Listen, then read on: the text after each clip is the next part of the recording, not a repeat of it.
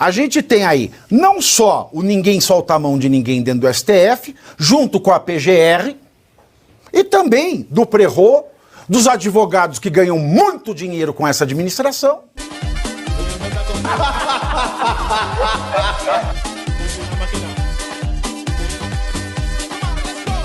Tem uma matéria que saiu na UOL, obviamente ia sair nesse lixo de portal, né?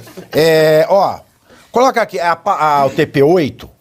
E esse eu achei, porque eu fiquei com dó dos alunos desse professor de direito eleitoral. Na sua coluna no UOL, o professor de direito eleitoral da FGV, eu nem vou falar o nome, tá? Quem quiser ir na UOL ver, cuidado para não pegar vírus, disse que a reportagem da Folha confunde as coisas. Olha o pulo do gato que ele vai dar. É verdade. E com isso, leva a uma conclusão equivocada. Aspas pro professor da GV. Aí eu quero lascar a unha do meu dedo mindinho, colocar na porta de trás e rodar até sair faísca quando eu leio uma coisa dessa. Mas olha o que ele fala na UOL. Não há uso informal da estrutura de um tribunal, pois não há formalidade prevista para o exercício do poder de polícia que dispõe o juiz ou ministro na função eleitoral. Fecho aspas. Tá? Segundo esse mesmo professor da FGV, nada há de legal nessa suposta informalidade. Aspas de novo. No caso concreto, aliás, nem mesmo essa suposta informalidade houve.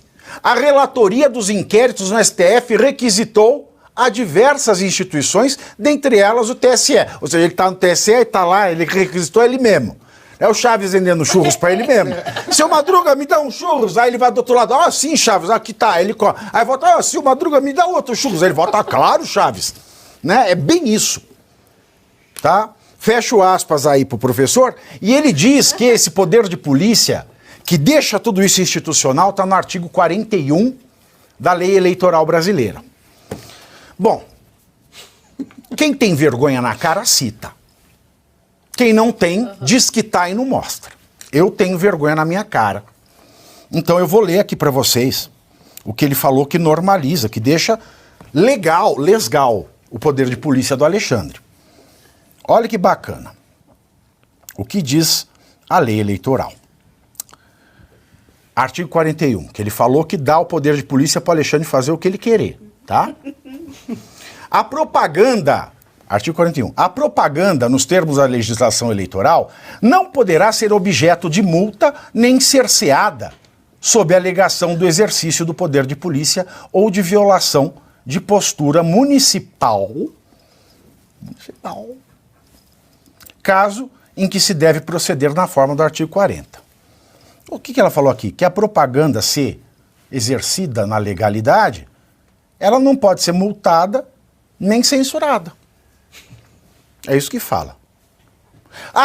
O parágrafo 1º do artigo 41 fala o seguinte: o poder de polícia sobre a propaganda eleitoral será exercido pelos juízes eleitorais e pelos juízes designados pelos tribunais regionais eleitorais. Ou seja, esse professor da FGV, de direito eleitoral, se eu tivesse filho, coisa que eu não tenho, estudando lá eu tirava, ou pedi o dinheiro de volta. Ele usou um artigo de eleição eleitoral para justificar o poder de polícia do Alexandre. E detalhe, o poder de polícia, tá, para analisar propaganda eleitoral. Não veículos de jornalismo. E detalhe ainda, o poder de polícia se restringe a providências necessárias para inibir práticas ilegais, vedada a censura prévia. É isso aqui que o professor de direito eleitoral da FGV usa para normalizar, para legalizar a conduta do Alexandre de Moraes. Então a gente tem aí, Geisiane, Luiz Arthur, professor e Dani, a gente tem aí não só o ninguém solta a mão de ninguém dentro do STF, junto com a PGR, e também do Prerro, dos advogados que ganham muito dinheiro com essa administração, Inclusive é o que parece o professor de Direito Eleitoral da FGV, que na minha concepção hoje seria a melhor faculdade de Direito do país. E se tem como objetivo inibir a censura, então esse poder tinha que ser aplicado a ele próprio, já que ele instaurou algumas censuras no período eleitoral. E esse poder também ele só é utilizado durante o período eleitoral, não ao bel prazer, para satisfazer sua excelência, quando ele bem achar que pode utilizar. Lembrando que nas eleições nós tivemos material dos bolsonaristas censurados em relação a dizer que Lula não era católico, em relação a dizer que Lula era amigo do Maduro e do Ortega. Material da produtora, uma produtora cultural educacional que é a Brasil Paralelo, material também censurado, não podia que o documentário sobre a facada no ex-presidente Jair Bolsonaro viesse a público, porque de acordo com a decisão eram informações legítimas, mas que concluíam coisas não legítimas, que eu não sei como que eles dão esse salto lógico, e que por isso... Que nem o professor igual o professor, vai ver que foi o professor que fez, né? É um salto lógico que eles dão, mas que poderia levar as pessoas a concluírem coisas, portanto, não tão legítimas ou verdadeiras. Então, quer dizer, era para ser aplicado a eles mesmos, que promoveram a censura. É completamente, assim, inacreditável que a gente tá vendo, né, e eu espero que venha coisas muito mais cabeludas. A gente vê que se fosse algum político, eles já mandavam fazer busca e apreensão, já mandavam quebrar sigilo de usar aquilo. Por que? E agora? É contra ele. Então não vai ter busca e apreensão, não vai ter nada.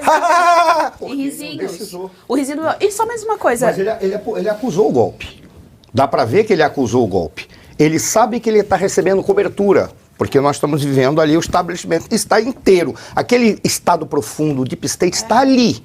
E eles estão segurando um ao outro para que não deem nada. Mas ele acusou o golpe. Porque a maneira como foi revelado e até por quem foi revelado, foram dois indivíduos. Vamos colocar um indivíduo e uma entidade de esquerda. Foi um cara de esquerda, que é o Glyn. Esse indivíduo, por exemplo, a gente sabe qual é o modus operandi dele. Ele é de esquerda, mas ele tem uma certa aversão aos abusos do Estado, razão pela qual ele segue uma linha, apesar dele ser de esquerda. Agora, não significa que o Glyn seja santo. Ele tem um modus operandi de botar a conta gotas, mas o Glyn também tem uma vantagem para agir dessa maneira. Ele conhece bem o Brasil. Ele sabe como é que o Brasil funciona. Se ele jogar tudo de uma vez só, o establishment blinda o Alexandre de Moraes e eles esperam o próximo escândalo. Eu vou contar uma anedota, eu não sei se cabe, que sempre quando a gente dava quando a gente dava consultoria para estrangeiros, ficávamos eu, o Dani, o grupo Dani, a gente tentava explicar a necessidade de entender o sistema político brasileiro. Então, quando a gente fazia amizade depois de um tempo, mostrando eles entender essa necessidade, a gente contava a seguinte anedota, não sei se vocês já conhecem, a do indivíduo que foi dado o direito de escolher entre o inferno brasileiro e o inferno suíço. Vocês conhecem, não? Não. É simples, um cara falece, vai para o céu, chega lá, porque lá ele vai ser identificado para onde vai, qual é a pena se ele for meritória. Aí fica numa fila, quando ele chega diante de São Pedro olha para ele e diz, pelo que você fez, você tem que ir para o inferno. Mas como você fez 2 ou 3 coisas boas, eu te dou o direito de escolher entre o inferno brasileiro e o inferno suíço. Aí o cara pergunta, qual é a diferença entre um e o outro? Ele fala, simples, o inferno suíço, todo dia você vai ter que tomar 5 ml, desculpa o termo, de merda por dia. E o inferno brasileiro? Um balde de 20 litros. Quando ele foi escolher, o cara que estava atrás dele, vai para o inferno brasileiro. Aí ele pergunta, por quê, cara? A diferença é de 5 ml para 20 litros. Cara, é simples. O inferno suíço, diariamente, vai estar na hora do almoço, o cálicezinho ali de 5 ml de merda. E no brasileiro? Tem dia que falta merda, tem dia que falta balde, começa a greve dos produtores de merda, depois quando termina, começa a greve dos entregadores de balde. Quando termina, você acha que tá tudo regularizado? Começa a CPI da merda adulterada. Pô, se descobre que depois de séculos, milênios, que não tem um grama de merda, é tudo água. Você vai passar toda a tua pena sem botar uma colher de merda na boca. É tudo uma confusão. E é isso. Isso revela a realidade. O que a gente está vendo aí? Jogou a caca no ventilador. Está revelado para todos. Já se fecharam. Daqui a pouco vai começar o quê? A CPI da merda adulterada. Vão descobrir que não tem nada. Por quê? Porque eles vão forçar que não tenha nada. Não, daqui a pouco vão obrigar a gente a falar que a merda cheira Chanel número 5. É exatamente isso. Isso. É isso. E ainda sobre essa questão do poder de polícia, isso não se aplica em nenhum momento à imprensa. Eles estavam atacando a Revista Oeste. Aí eles procuram. O que eles acharam na Revista Oeste? Informação. Usa a criatividade. Aí ele fala, pegue uma opinião mais ácida Ora bolas, Que eu tenho o loucura. direito de ter a opinião que eu quiser. Eu sou maior de idade, vacinada, pago um monte de imposto para sustentar essa galera. Se eu estudo e tenho uma opinião, não interessa se ela é ácida, se ela é doce, se ela é amarga. Não interessa, é a minha opinião e ela deve ser respeitada. Então ele manda procurar, então, uma opinião mais ácida. Aí, de novo, eu quero que eles conceituem para mim o que eles estão chamando de opinião ácida. Dar opinião a respeito desse show de horrores que é o judiciário, porque isso não é ácido, isso aqui é de todo dia. Infelizmente, isso acontece com tanta frequência no nosso país que já nos acostumamos.